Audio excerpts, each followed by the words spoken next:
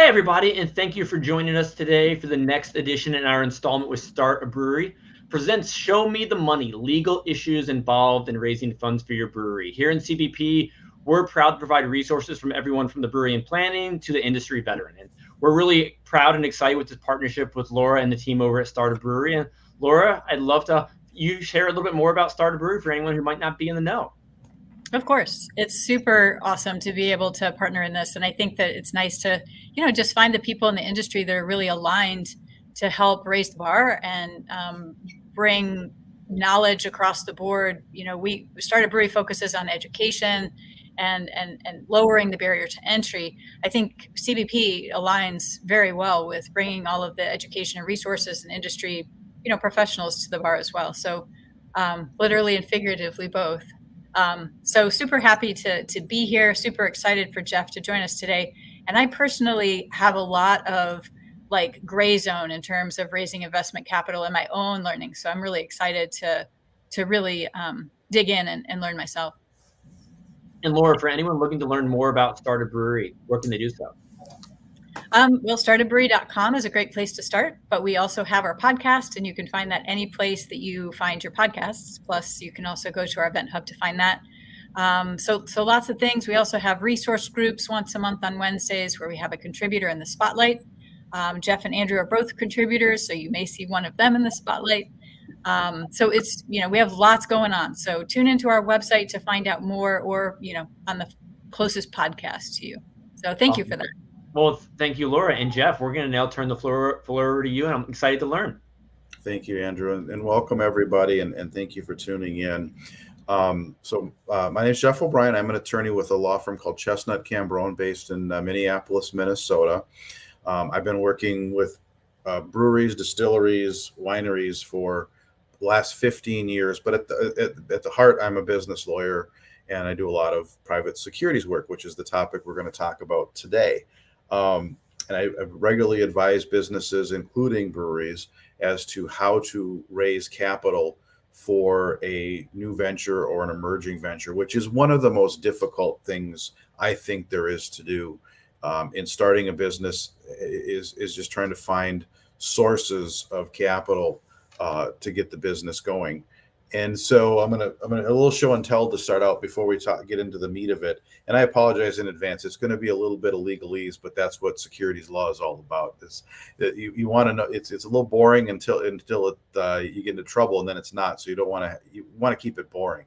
But I'm going to show a little show and tell. Hopefully you guys can see this. This is a movie called Bobby Jones' Stroke of Genius. It's from 2004, I believe. 2004. That was the very first securities project I ever worked on, was raising money for that film.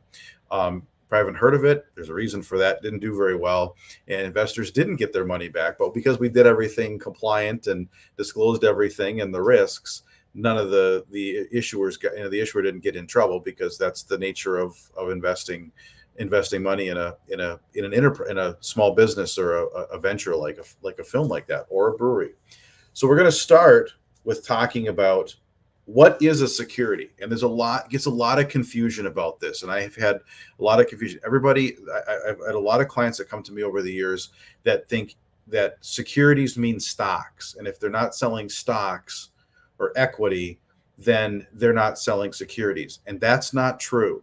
Securities can be a lot of things, and there was a Supreme Court case called Hoey, and there's a test that was established as to what constitutes a security. And what it is it's an investment of money in a common enterprise with the expectation of profit, or to be derived from the efforts of others. That's a real broad definition. That's not just equity and equity ownership in a company. Any sort of promissory note that's convertible into equity, any sort, you talk about a thing called a SAFE, which is a simple agreement for future equity, and I'll talk about that a little bit later. Even an unsecured promissory note, to the extent that it relies upon the business, the borrower, succeeding in order to repay that note with interest, all of those things can constitute a security. And once you've determined that something is a security, now you have to worry about compliance with federal and state securities laws. So why do we have securities laws? Well, because something happened in 1929 where a lot of people, where the stock market crashed and a lot of people lost money. And there were people that they lost a lot of money, and it led, of course, to a depression in this country. And so, as part of that, when Franklin Delano Roosevelt became president, one of the pieces of the New Deal was to establish a Securities and Exchange Commission and introduce federal securities regulation. So there was some sort of guardrails and safety mechanisms to keep 1929 from happening again. So that's kind of the basis for why we have securities laws. So there's your history lesson for the day. So what are securities laws other than rewards or donation-based crowdfunding? Like I said before, almost all means by which a company raises capital online will involve securities laws. Securities laws regulate a lot of different things. They regulate how you sell the securities, how much money can you raise, how you target potential investors, the rights of investors to get their money back, and even who you can talk to about the offering. So it's really comprehensive. And we're talking about disclosures and solicitation and things like that. And as I explained, kind of the general rule of securities, the default rule is if you're going to sell securities, you have to register that offer or sale with the SEC. That's like a public offering. That's expensive.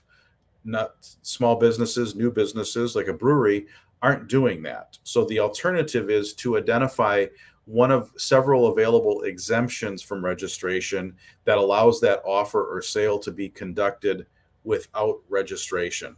As I said, registration is time consuming. It's expensive. It can be six figures to do an IPO.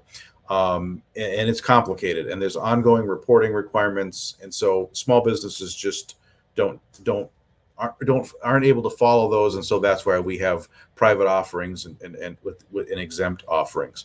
Now, one thing is, when you're doing a securities offering, it's not just federal law you have to be concerned with all the time. In some cases, you also have to look at state laws, which are called blue sky laws, where the investors are located, and verify that you're doing everything to meet with, if there's any applicable state exemption, that you're doing the things that are required by state law in order to meet that exemption, so that you don't run afoul of state laws either.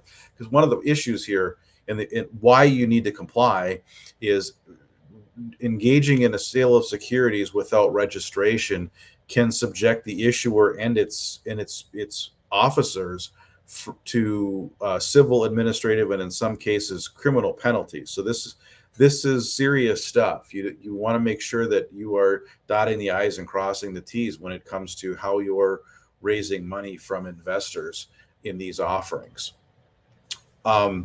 Key concept before I get into the meat of everything is the accredited investor. And I couldn't think of any better way to depict an accredited investor than the Monopoly Man. An accredited investor is a defined term in the law. It means it basically is kind of the threshold for how much disclosure that an issuer has to make to investors.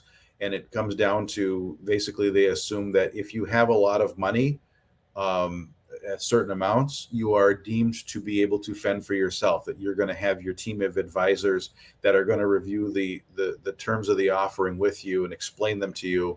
And it takes some of the pressure off of the issuer in terms of how detailed they have to be in their disclosures. What an accredited investor is somebody who has $1 million net worth, not including their primary residence, or if they're an individual with annual income of $200,000 a year, or a couple with $300,000 of income per year, with the expectation that recurs. That's the meat of what an accredited investor is. There's other definition parts of the definition as well, but that's probably 60, 70, 80% of those that are accredited investors fall into those categories. So when we talk about an exempt offering or an exemption, you hear the term private placement, or a document called a private placement memorandum. And this goes back to section 442 of the Securities Act of 1933. and it exempts transactions by an issuer not involving any public offering. And the SEC has set out safe harbor rules that an issuer follows to ensure compliance with Section 4.2. And when I say safe harbor, it means that just that you follow these. The SEC never signs off saying your exempt offering is copacetic. They provide a way of safe harbor rules that you follow in order to argue that, to rely upon, to say that your offering is exempt. So you don't get the checkbox saying you're okay, you can proceed. So with the most common one historically has been what we call Regulation D. That's the set of safe harbor rules that issuers follow to ensure they're conducting a valid private placement. Historically, there was Rule 504, Rule 505, and Rule 506. Today, we have Rule 504, Rule 506B, and Rule 506C. And I'm going to walk you through a little bit of the history. And I think, just a little side note, the growth of the craft brewery movement, in the early, mid 2000s, I think fueled the reforms that come about in 2012. That kind of we'll get to in a little while later. But I had brewery clients that had a hard time raising money from the traditional investor sources, and bumping up against some of the restrictions of Regulation D, which then led to Congress enacting what they call the Jobs Act, and more on that later, to make it a little bit easier for businesses like breweries to raise funds. So this is today historically the differences between Rule 504 and 506. 504, you could raise up to $10 million. It used to be $1 million. Later it was $5 million. Today it's $10 million. Rule 506, it's unlimited amount. There is no advertising under either of these exemptions. With Rule 504, it can, if it's coupled with a state exemption or registration that does allow advertising, most common being the small corporate offering registration. You can use that at the state level and be able to advertise. At Rule 504, you can sell to anyone, but you do have to be aware of the state restrictions as to how many non-accredited investors you can have. Usually it's somewhere in the range of 25 to 35. Rule 506, it's an unlimited number of accredited investors, and you can sell up to 35 non-accredited investors if you believe they are sophisticated. There are, in terms of disclosure requirements, for 504, we usually do a private placement memorandum. There's a lot more detailed information provided. With a 506, if it's accredited investors only, we usually provide their subscription agreement, some corporate documents, a business plan, and if there are financials, we do them, but there's not required.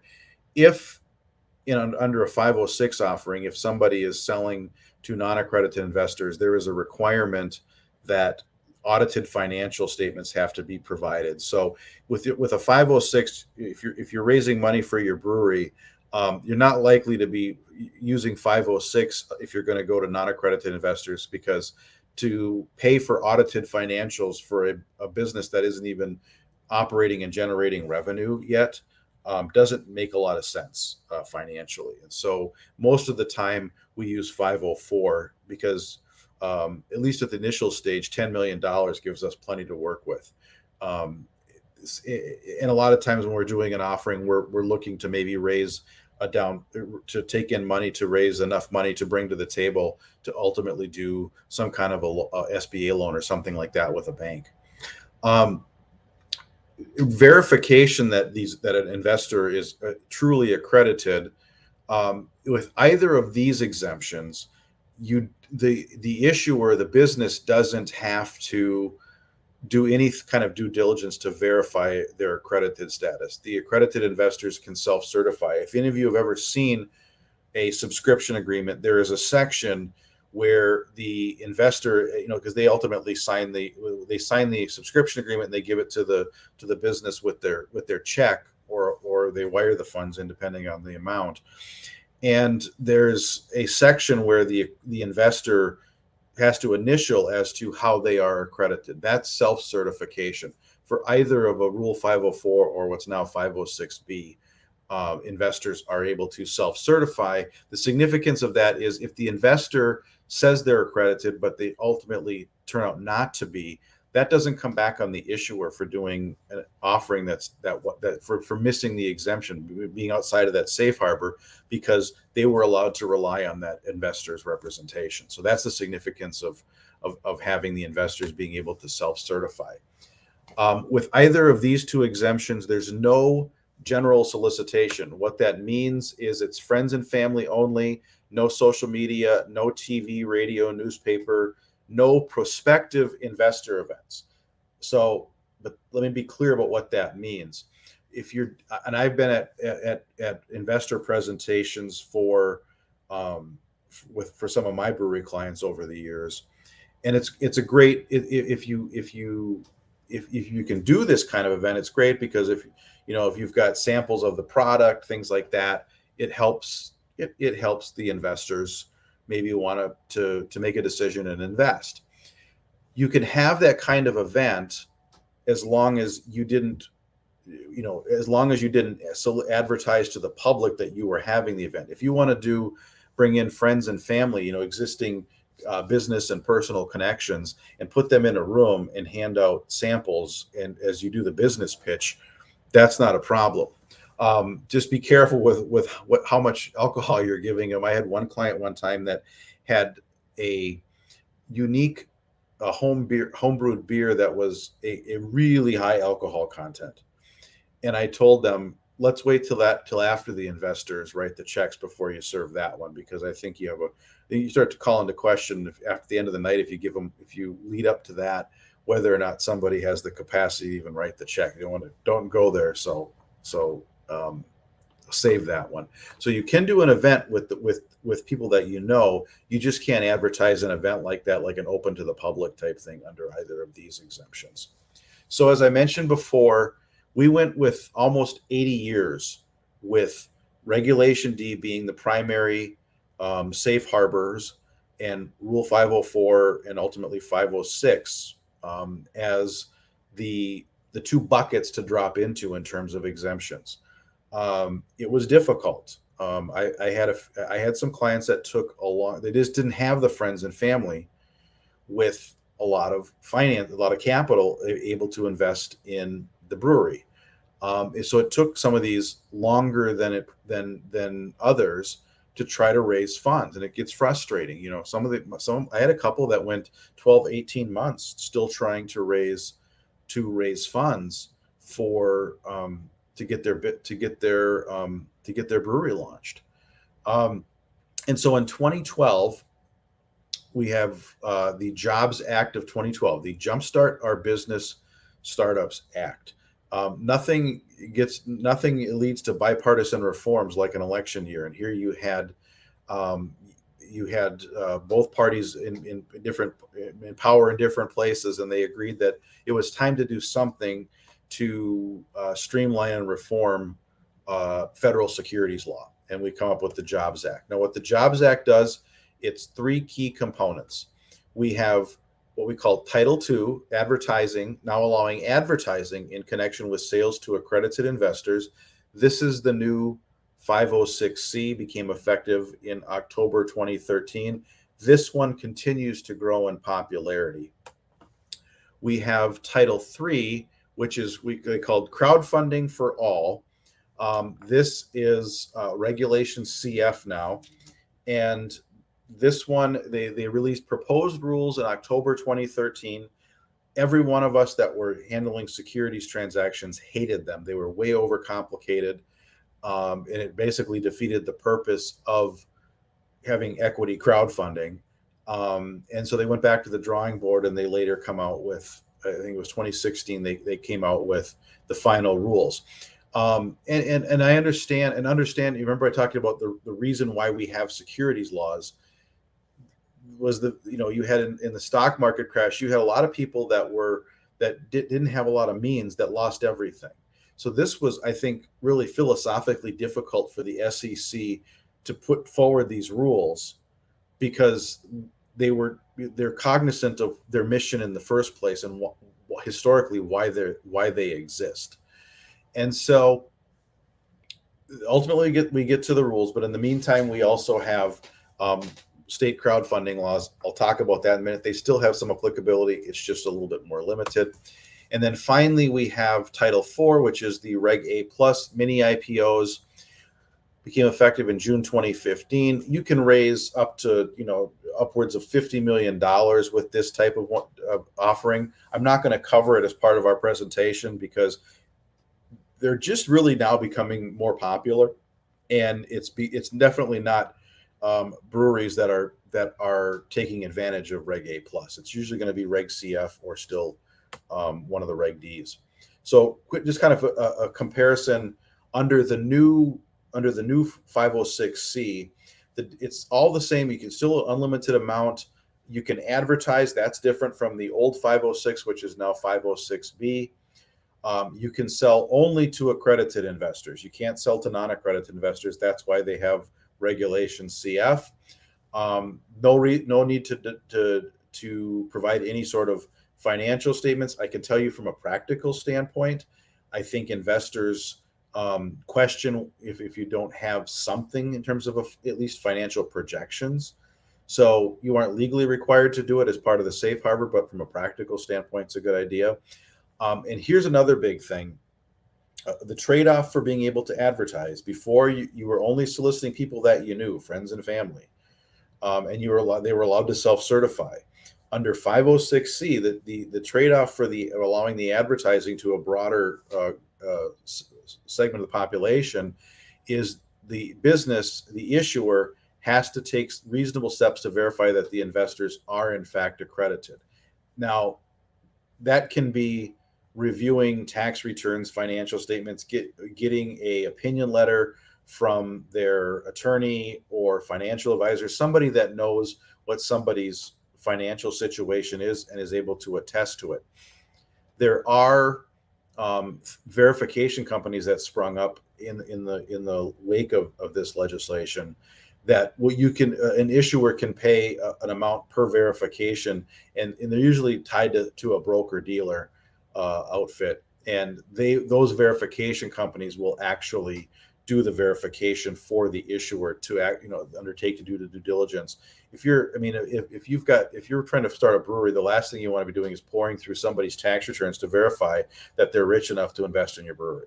So if you're going to do that type of offering, you can use a verification company to do that, and they're not too bad. I remember having a client engage a verification company, and I think it was $5 or $10 per verification. Now, they're doing a lot of them for the person, so it makes sense for the verification company, but it was pretty reasonable.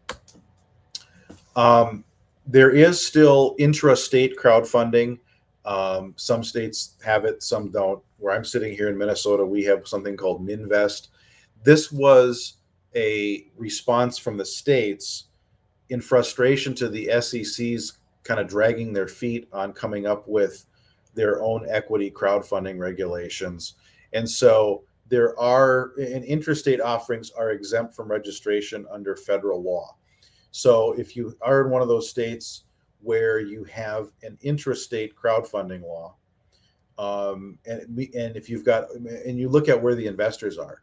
So if you've got a state where all the investors, I did a few of these here in Minnesota where breweries located in Minnesota, all the investors are Minnesota residents. So we could use our Minvest equity crowdfunding statute at that time to raise the funds. Those have kind of become antiquated. So I'm going to kind of skip over this a little bit. They're become antiquated in the wake of the regulation CF. So here's the A plus. I'm going to skip this. You can do it. You said there's 20 million under tier 1, 50 million under tier 2. But this really is, I'm dealing with a company that's doing like a coin offering, that's doing something like that's raising these kinds of funds. You wouldn't need this for a startup brewery to do a mini IPO. The cost would far outweigh the benefit of doing that. So we get into Regulation CF. That's the federal equity crowdfunding exemption. It went into effect May 16th, 2016. It's Section 4A6 of the Securities Act of 1933. Initially, what it said was you could raise up to $1,070,000 in a 12-month period.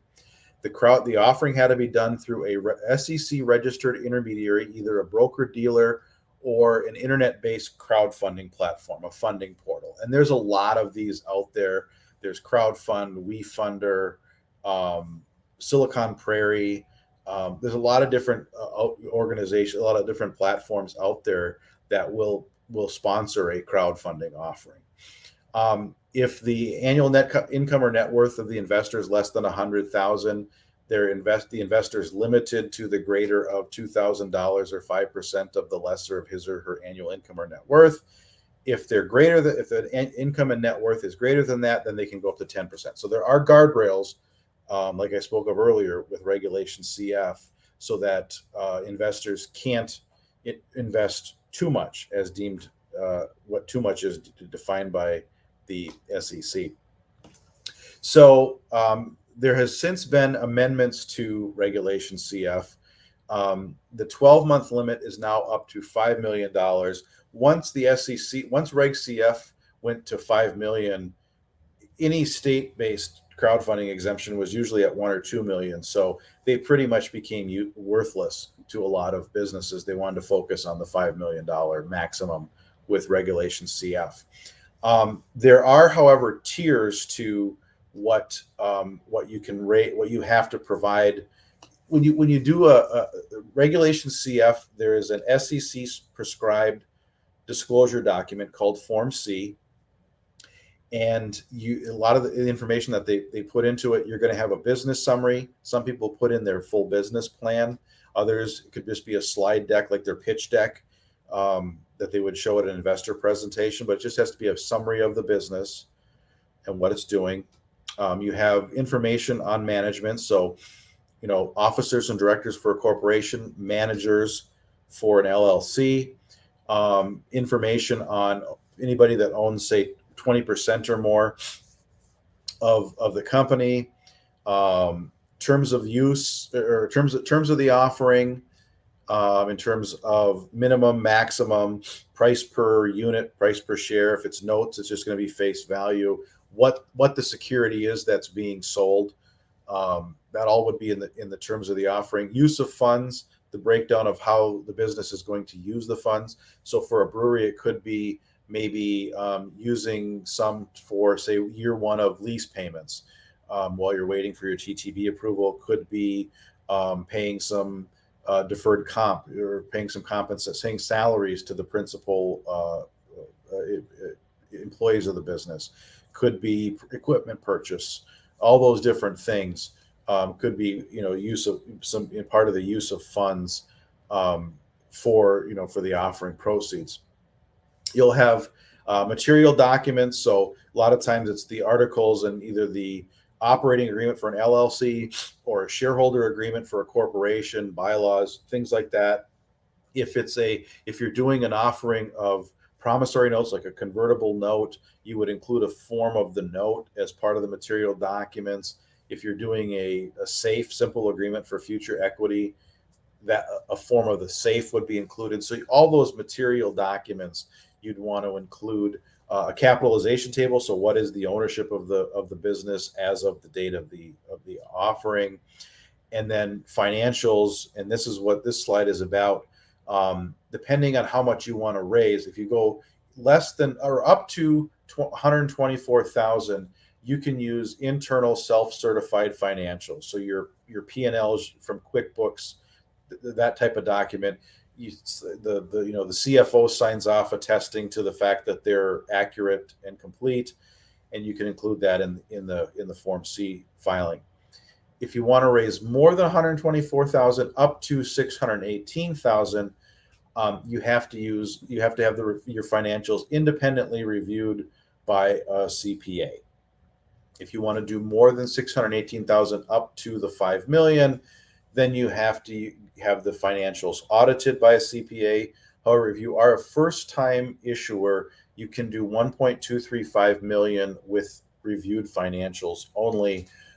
Accredited investors are exempted from investor limits. A lot of times, what we do with these days now with the changes is, though we don't necessarily use a lot of put the accredited investors into the Reg CF offering, because you can do what we call a Reg CF plus D. Remember that you can raise more up to an unlimited amount with Reg CF under 506C without having to provide the financials. So I have a lot of clients that will do a raise of they'll cap the CF offering at 124,000. That way they can use their own internal financials.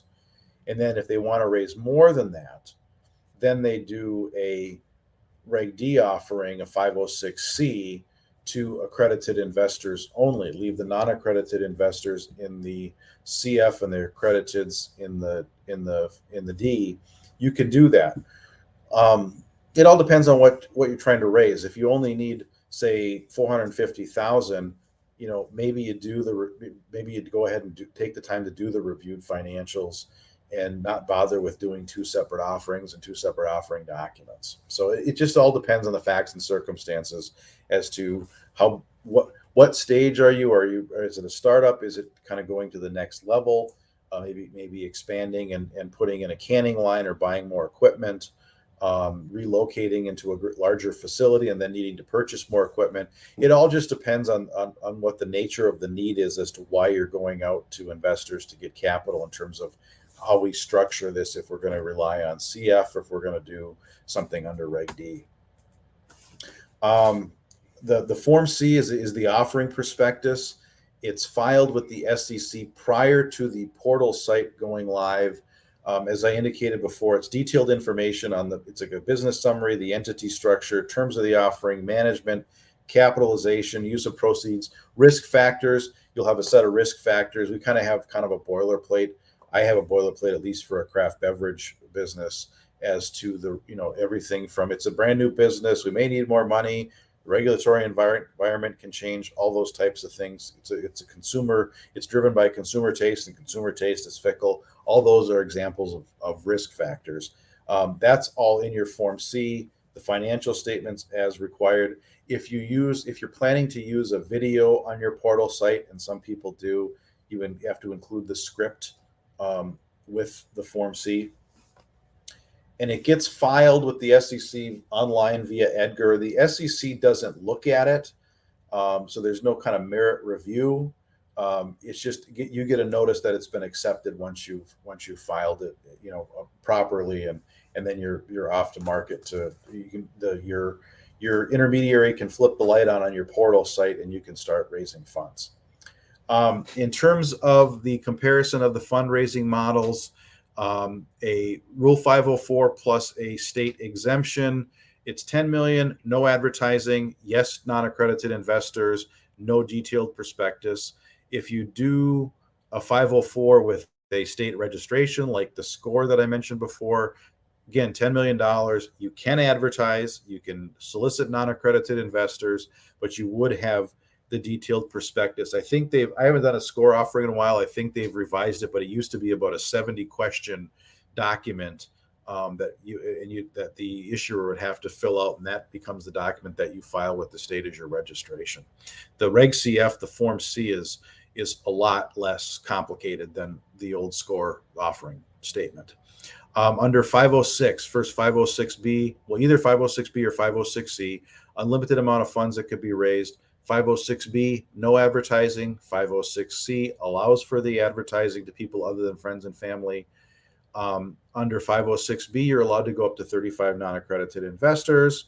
506C, only accredited investors. In terms of how the detailed information, under 506B, if you're going to solicit non-accredited, you have to have a detailed prospectus. Not the case for 506C. Reg A plus, like I said, if you can have advertising non-accredited investors, you do have to have a rather detailed prospectus. It's much more complicated than anything under Reg CF. And then finally, Reg CF up to 5 million. You can advertise. You can have non-accredited investors, and it is the Form C is a pretty detailed prospectus. So that's kind of the range of options in terms of the various exemptions that are available as of today. So that's one piece of this.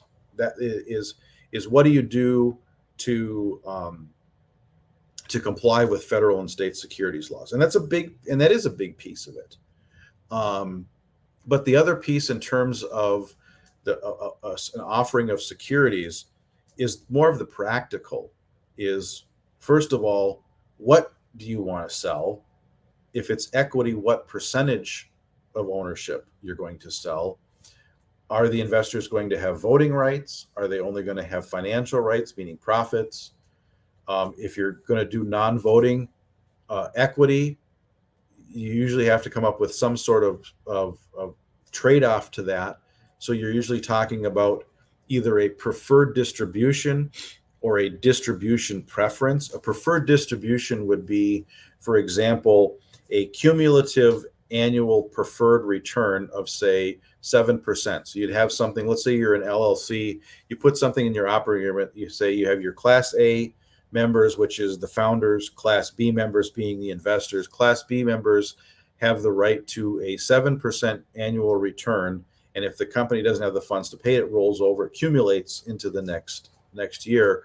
It's seemingly a little bit like an interest payment, but it's a way of guaranteeing that investors get something for their investment until the point where the company is declaring larger distributions to everyone. That's a preferred distribution. This is why you want to be clear in terms of your use of funds, whatever exemption you use. Because if you have to structure your offering to pay out some amount back to your investors in year 1 or year 2, you want to make sure that the founders are making sure they're getting some sort of salary or something, because they may be waiting on profits distributions for several years. There's got to be some reason for doing it. So you want to make sure that that you have some sort of line item for their salaries too, or guaranteed payments, some whatever you want to call it. A distribution preference, in contrast to a preferred distribution, is sort of a skewed way of handling distribution. So you might have let's say that you've got the founders own 60% of the company while the investors own 40%. A distribution preference may say that the 40% of the investors, the Class B we'll call them, will get 60% of the distributions until such time as they receive distributions equal to their original investment amount. I've structured offerings like that before. So it all just kind of depends. Now, this is all dealing with selling equity, stock, or membership interests. There's other things you can do. You can do a convertible note, which is a debt instrument that converts at certain triggers. So if there's a later financing event, it may trigger the holders of the notes would be converted into shares or units of that equity being offered.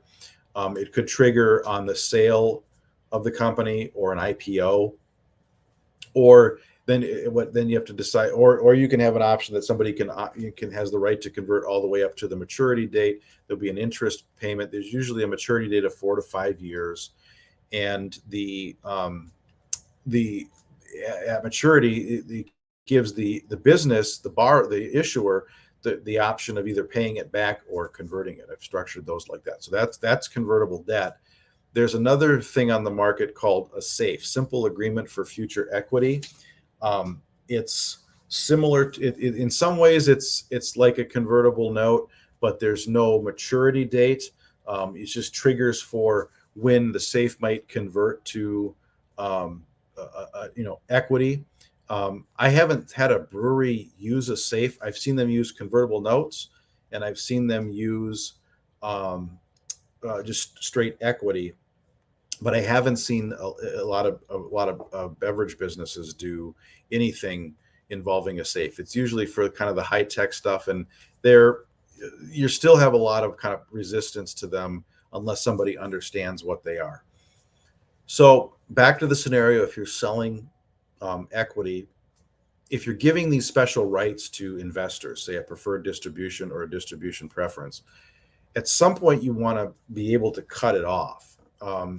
Meaning, and we use call rights and put rights in that context to sunset these preferences. And let's say for an LLC with an operating agreement, a call right is the company's right to call the owner those shares or units in, and under agreed upon terms. There'll be a valuation and a structure of a payment over a period of time to retire those units or shares. Put rights is the opposite, puts the power in the hands of the investor, and they have the right to put their shares or units to the company, basically require the company to buy back their interests. You have to be careful with how you structure them. Obviously, for an issuer, call rights are much more favorable than a put right that would then have to have you run out and maybe get additional investors or go borrow funds if you don't have the funds available to buy out investors. I have some breweries now that have been around for a decade or so, and they're starting to take steps to retire their original investors so that the founders can recognize more of the profits from what they've been building. So again, that's just another piece of this, is to be able to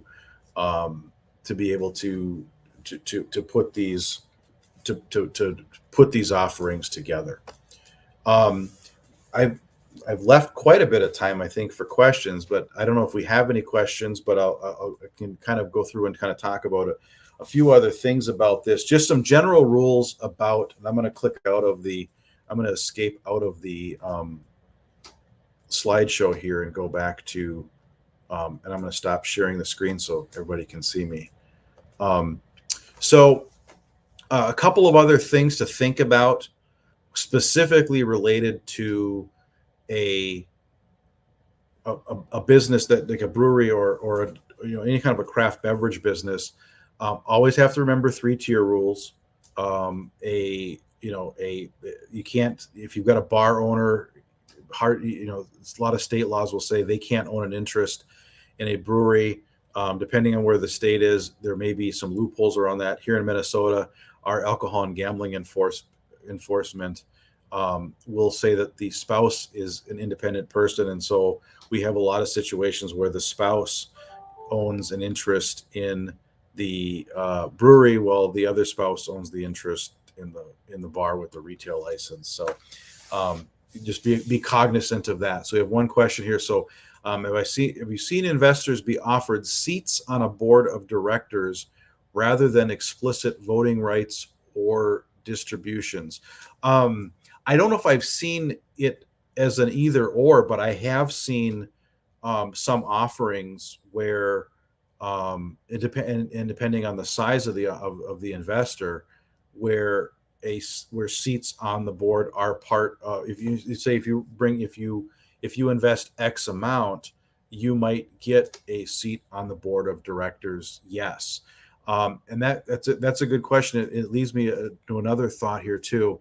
Once you come up with the terms of offering, and whether it be a CF and you're filing your Form C prior to starting your offering, or with Regulation D, there is a SEC filing requirement. It's pretty minimal. It's called a Form D, and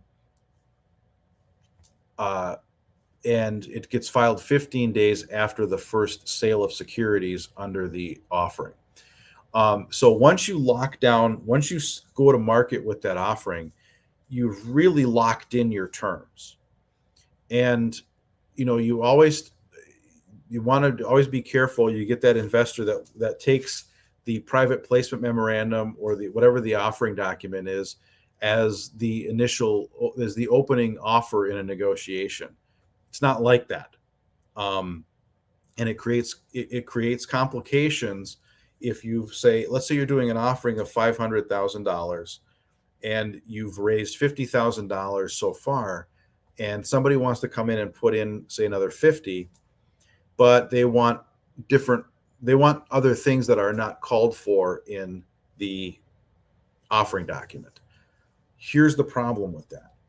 If you decide to make changes to accommodate that new $50,000 investor, you have to go back and notify all of your investors up to that point of the change in the terms, and they have the right either to stay in under those terms or to rescind their investment and get refunded their money. Okay, so my rule of thumb, what I tell my clients is, unless the investor coming in that wants big changes is going to write a check for at least, at least the minimum amount that you need, don't, and you've got other investors already, don't go changing the terms of the offering. For the Reg CF, it's particularly problematic because it adds additional administrative expense, because anytime I have a client that wants to change the terms of their offering or change anything about whatever is in that Form C that we filed with the SEC, I need to go in and file what they call a Form CA, which is an amendment, and amend the original offering document, which of course takes time and costs money.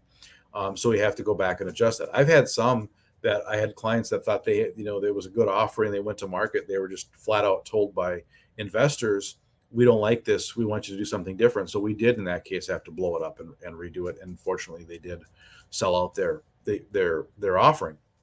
But be aware of that when, a lot of times it doesn't always necessarily be a board seat. Sometimes I've seen it in the context of, say, like an LLC with an operating agreement with wanting certain rights, like veto rights over certain transactions, like sale of the business or a merger or leasing new space or something like that. So just be aware that when you get the investor that wants to negotiate, they better have a big enough check to in case you have to kick other investors to the curb or start over. How are decisions made if investors do have voting rights? Another good question. And you have to think about when you're doing any type of an offering. Let's say you're at the startup level. You want to make sure as the founders that they stay in control. And so you want to be you don't want to sell more than 50% to investors, and that might not be just in round one. It could be you may contemplate multiple rounds of financing. So what I would say, and this is what the importance is of the business plan, is know what the later phases of the brewery are. Are you going to start out with, say, tap room only, distribution only, have the bottle shop, or you sell crowlers and growlers on site for off-premise consumption, no distribution beyond that, and that's fine. And maybe you're just raising enough to get that piece open. But maybe you ultimately contemplate having a larger space and more capacity and a canning line. Think about those things and what those phases are, because you want to make sure that you don't sell so much in your first round that if you have to do round two or round three, that you have to go back and you have to give up more than control. Now you've got the investors in control. And I've had that situation too, where I've been representing the investor, and it's not fun for the founders to be kind of shown the door once they've got everything set up and running. So just, be careful about that. So I got another question here. So do you represent to investors that they have a percentage ownership or just a specific value that could then ultimately be a smaller percentage of ownership? Okay. So if you're doing an offering and you're selling 20% of the company, you'll say, we're selling, could be shares or units. We're selling, X number of shares, X number of units constituting 20% of the company. One of the things you're going to want to disclose as a risk factor is the risk of dilution. Dilution is the risk that somebody's, maybe they initially buy in at a 5% ownership. If you disclose that you may need additional funds in the future to carry out your full business plan, and if that's the case, their 5% may ultimately become 3.5%, depending on how much more you have to go out and if you're offering additional, shares of equity. They may be diluted. So you want to disclose that, because their percentage ownership may decrease over time. I didn't say this before, and I should say it now. When I talk about the safe harbors, there's two ways to get into trouble doing a securities offering. One is to do it without registration and without an exemption from registration, and you avoid that by just following the safe harbor rules, working with somebody to make sure that you do everything that's to be legally compliant. The other piece, which you can never ever escape liability for completely, is liability for securities fraud. The only thing you could do is to mitigate the risk of being of a fraud claim is to disclose. So you disclose anything that might be relevant to the investment in that offering document. Whether you get into I have clients that they'll read my documents and they'll see the risk factors and they're like, oh boy, that makes it sound like a really unattractive investment. I'm like, that's the point. If you're basically saying buyer beware, and if you don't have, if you aren't comfortable with these risks, then don't then don't invest. And in case if somebody does invest after you've disclosed all the applicable risks, then they can't be said to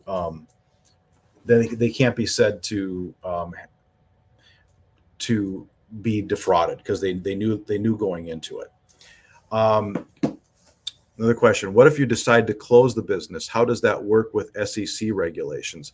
There really isn't for an exempt offering such as this. There isn't ongoing reporting requirements with the SEC. I think for the Reg CF, there's one annual report that you have to file, and then if you're at that point, you're able to get out of filing additional reports.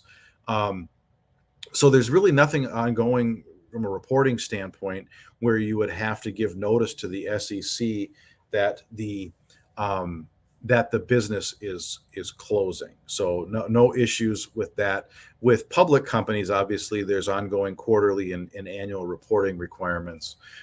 Same thing with the Reg A plus, but we're not talking about doing IPOs or mini IPOs.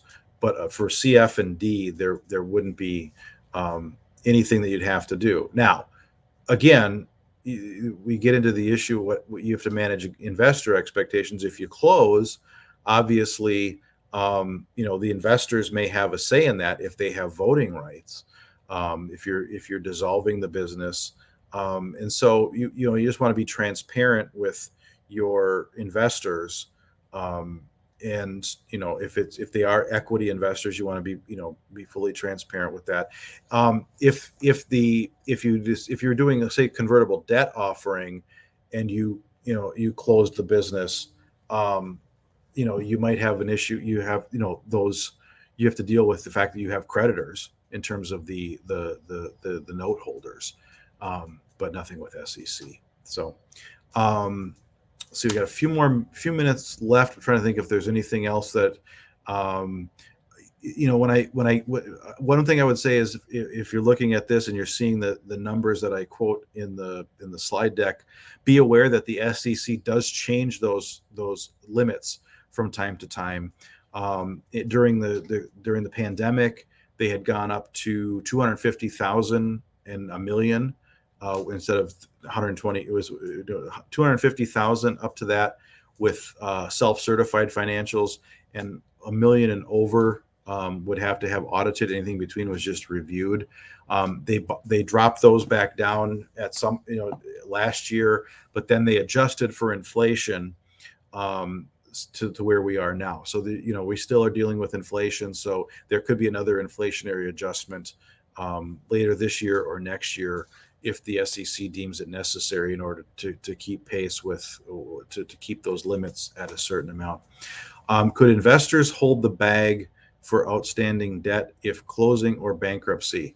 Not if they didn't personally guarantee anything. And I've had offerings like that where somebody was maybe given an addition, where this was the offering was being done to raise money. It was going to be, like, say, the 20 part of the 20% down to get the SBA financing, and say none of the founders had a financial standing where their guarantee was of value to the bank. So the bank was looking for somebody, some other guarantor. And I had one client that actually gave an extra 5% to the investor that was willing to step up and be the guarantor. In that case, that investor would have been personally responsible for any debts if the business closed, but thankfully the business is alive and well and thriving. So no issue there. So only if the investor was a guarantor would they end up maybe possibly being responsible for the debt. What more happens if they're closing or filing bankruptcy is the investor is out their investment. Because even if they're just at a lower priority over, say, a secured creditor. If there was a bank involved and there was a lender, they're going to be the priority secured creditor in a bankruptcy, and the investors are just going to be out. That's part of why we have securities regulation and why we have different rules for depending on different income limits, because it's the state and federal securities folks trying to come up with safety nets for investors depending upon their level of income. Basically, making sure that you don't. Again, the whole point of securities law really is to avoid another 1929. And we have had stock market crashes over the years: 1987, 2008, 2020 during the pandemic, but they were nothing compared to 1929. And so